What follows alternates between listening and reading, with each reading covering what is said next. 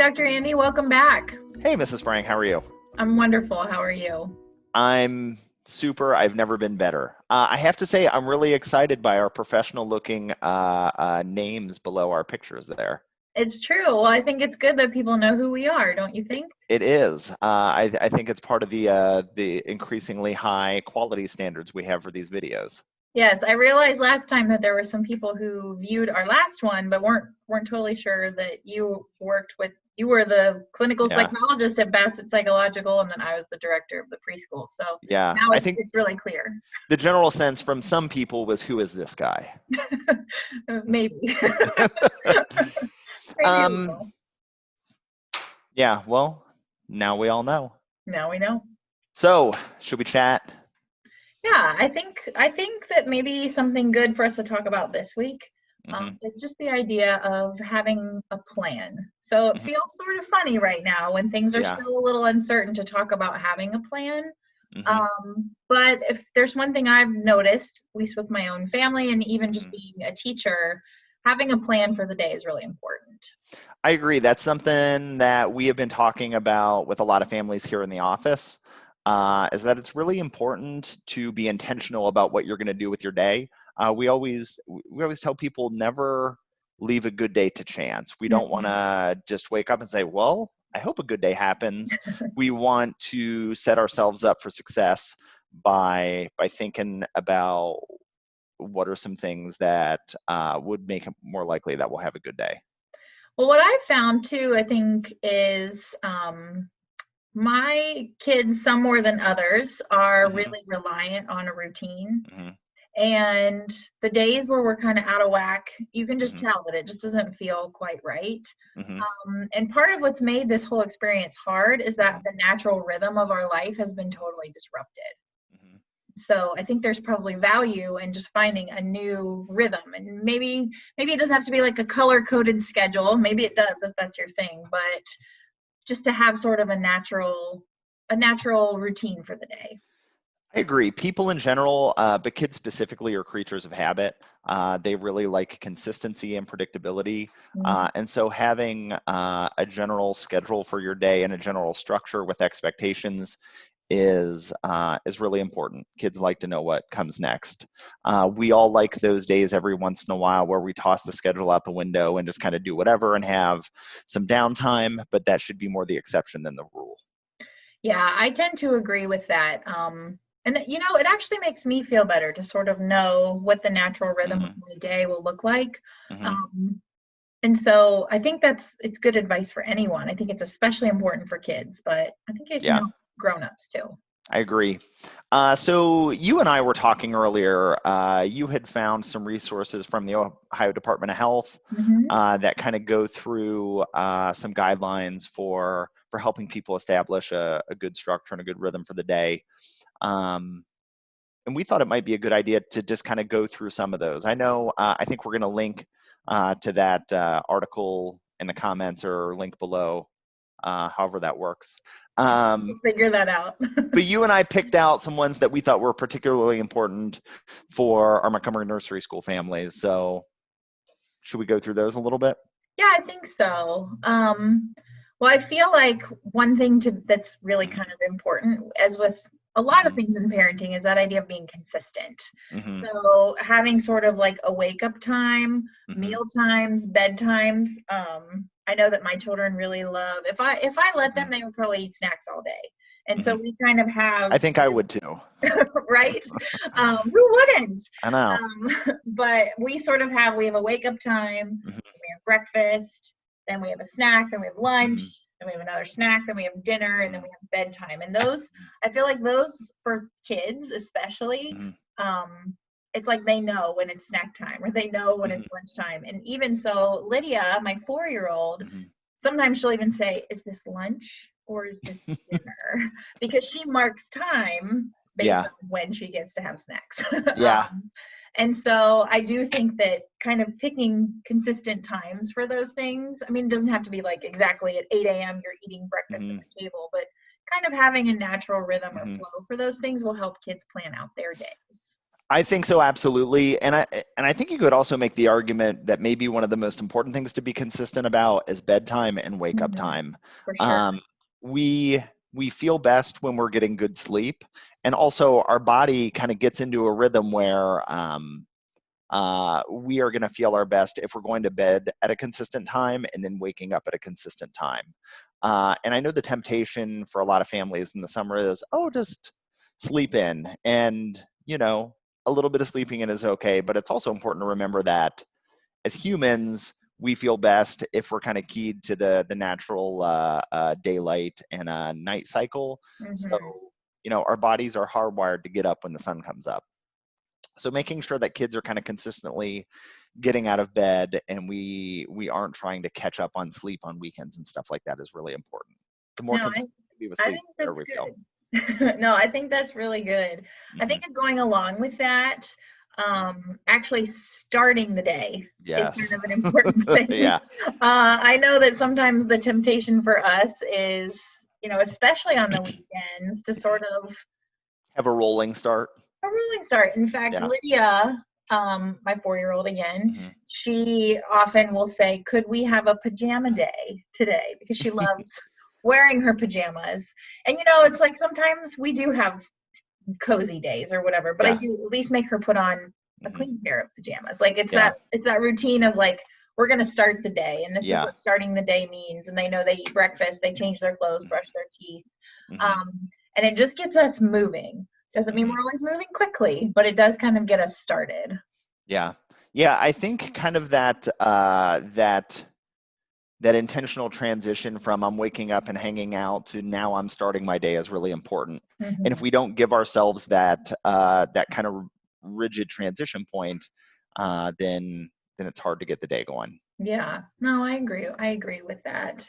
It reminds me of that video that made the rounds a couple years ago, the military academy commencement address about the importance of making your bed. And I was like, that is important. Get up and make your bed and get dressed and start the day. It just feels like a good routine. Yeah. To kind of lean on throughout the day. Yeah. So another thing we talked about is the importance of kind of, as we are setting aside time to do things during the day, that we're plugging in enjoyable activities. We want to put in hobbies. We want to put in health, self-care, and things like that. But something that's really important is not to let things go on too long, to kind of have a start and stop point. So we're not just, okay, we're doing Legos for 6 hours, because that's no good. No, I think that's true. I think too, like giving kids time limits, letting them know that up front. Like I know in our house, like in the mornings, we kind of have our routine of things that we do. And then in the afternoon, we have quiet time. And, quiet time, wouldn't it be lovely if quiet time just lasted forever? No. And even, especially, sometimes the kids, like I have them do 3 chores before they can have like screen time, that kind of stuff.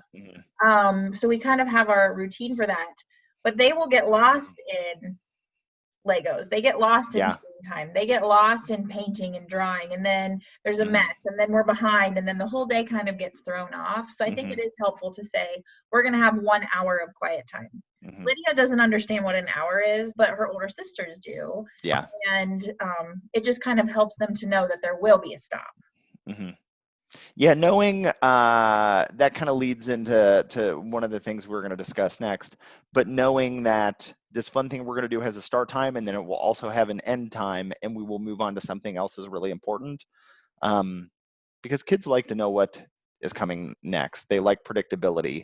So that means having consistency every day of this is the general stuff we're going to do, but also letting kids know, hey, this is what's coming up next. So they know what to look forward to. We all feel stress when we have uncertainty, when we don't know what's coming next. So the more we can let kids know what's coming, the more comfortable they're going to feel.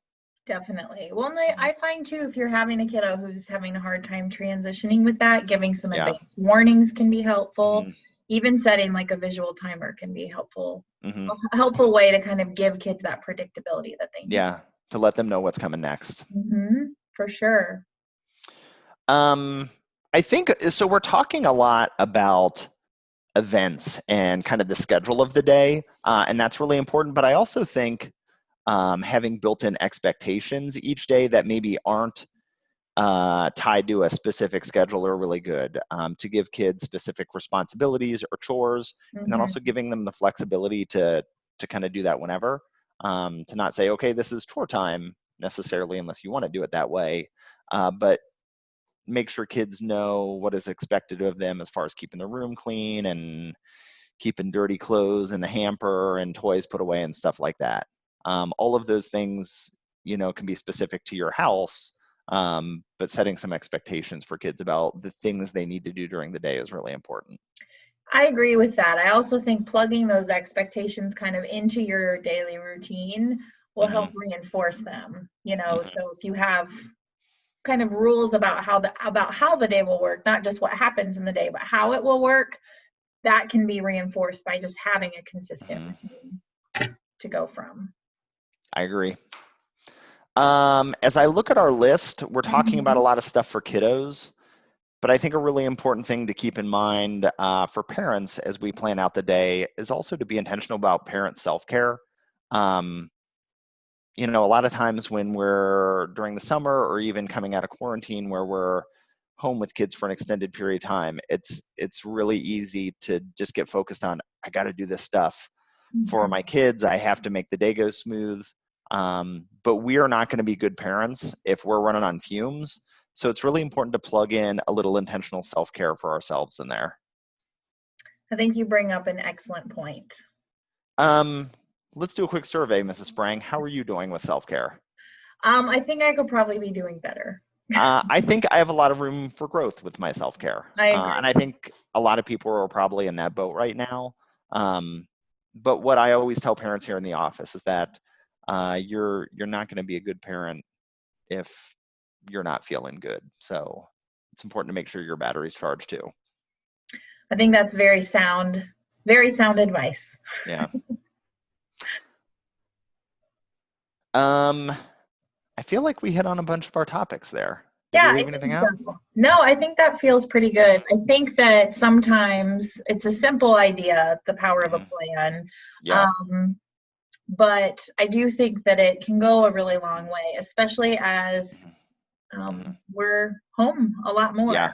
Our summer looks and feels really different this year. And this will help it to not only feel different, but maybe feel good too. I agree. I think a plan can help us so much with being intentional about setting ourselves up to have a good day. But it's also really important to remember that we don't need to be slaves to the plan. This happens quite frequently. I see this with high school and college kids where they get really into, well, I have to, account for every minute of every day. And they get really stressed if they deviate from that. And I don't think we want parents to do that. I think having a loose plan and being willing to kind of roll with the changes if something else comes up and be flexible is a good thing. I think so too. I think it's really about creating a flow for your day and knowing that sometimes that flow might vary from here to there, but just trying to keep things just a natural rhythm of life. Definitely. Yeah. So as we were kicking around this idea of things parents can do to set the tone for their families for the day, we came up with this idea of having a plan and having structure, and we're going to share some links about that. But the other thing we talked about was the importance of setting kind of an emotional tone. And we decided that was a whole big separate issue that kind of deserved its own conversation. So we're going to get to that next week, correct? Absolutely. So hopefully our viewers will be back. Yeah, I think we did a good job of connecting to the next episode. Yes, look at that. All right. All right. Well, thanks, Dr. Andy. It was always great to talk to you about this very important topic. It's a delight to chat. I look forward to catching up next week. All right. Thank you. Thank you. See ya. Bye.